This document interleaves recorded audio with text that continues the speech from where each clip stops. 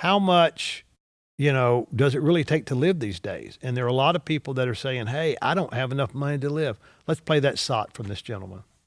They tell us to stop eating out and rent $2,000 a month. Oh, save for retirement, and yet you can barely save for next week. Go buy a house. Yep, every house is $500,000, brother. I'm not asking for a handout, man. We're asking for a freaking fair shot at life. Our parents did not work harder than we work right now. They were simply just given a better chance. Their wages covered their lives, their bills, their hobbies, their passions. Our wages barely cover our freaking bills for the month, dude. No amount of budgeting can ever fix a system designed to keep us down. We're doing the best that we can, and yet it feels like the outcome has already been decided. Honestly, if TikTok would have been around in 1981 or 1982, I could have made that same video. And it's nothing against this person. I believe what he says is true from the standpoint of what he's going through right now and what a lot of people are going through. It is just a fact that when you're getting started and when you're young, and again, I don't know what financial decisions he's made. Let's say he's made all the right ones and it's still a struggle. Lisa and I believe we're pretty good stewards of our money, but it was a struggle. And it's going to be a struggle. We had to make some decisions. When we moved to Dallas, I got a huge raise from what I was making back in Arkansas to Dallas. But you know what I found out? The same thing he did. My $30,000 house, okay, in Arkansas back in 1980 was a $90,000 house immediately as soon as I moved to Dallas, and not any better house. So it's 3 times as much money. So you can relate that however you want to. And I was making maybe $30,000 a year, although I was making 20 when we left. So I thought, okay, I've made all this extra money. What we had to do, our sacrifice here was we had to move out further so that houses got less expensive. And so that may be one of the things that you have to do. There's no question about it, because we do live in a market-based society, meaning if there are more people wanting to buy houses in an area than there are people wanting to sell them, the price is going to go up. There's no question about that. And wages do not ever seem to go up as much as the inflation does or that prices do on things that are in high demand. Absolutely no question.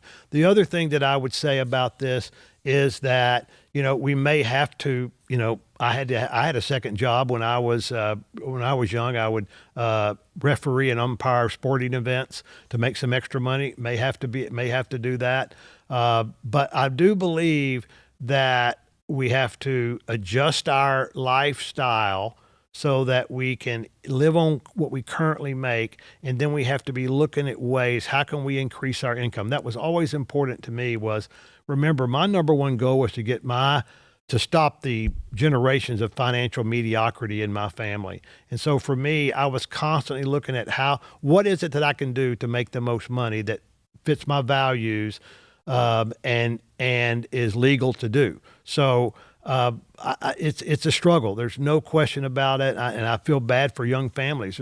We have those in our family, in our extended family. We have members that struggle and what have you.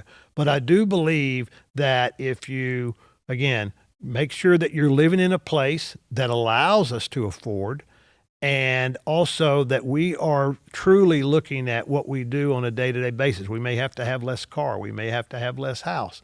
We may have to have a second job. We may have to say no to some vacation. We don't deserve a vacation. We don't deserve, for our kids to get designer clothes. We don't deserve to get a new car every few years. Those are things that we can have, and that's fine. There's nothing wrong with that. But until we have the income level that can match that, then we have to do something different. And I hope that you'll make those hard decisions to do that. And it'll be okay in the long run. I promise you. You put the effort in, you get the training or the education you need to make the type of income that you want to make, and you live below your means, your finances will turn around. It happens. I've seen it happen time and time again over my lifetime.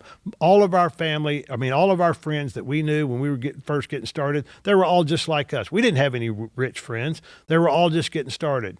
And for the most part, all of them have turned out to do very well financially. And I wouldn't say they're certainly not, Jeff Bezos type rich or anything like that. But I would say that they've done their job of living below their means. They've saved their money, and they've been able to come out well on the other side. And I believe this gentleman can do that. And I know it's frustrating. There's been plenty of times where, Lisa and I were both at tears over, we couldn't do this or we couldn't do that. Or we thought it was important to be able to, help somebody that we couldn't help, things like that. So, and that's frustrating, but I know you can come out the other side of it. There's no question about it.